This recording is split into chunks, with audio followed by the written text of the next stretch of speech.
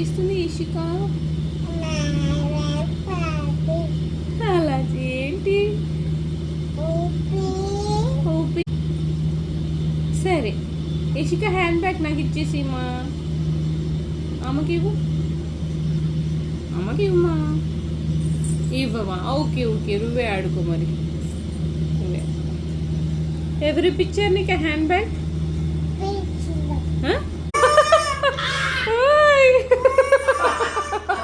మీ నాన్న అయిపోతాడే. ఇవ్వబో.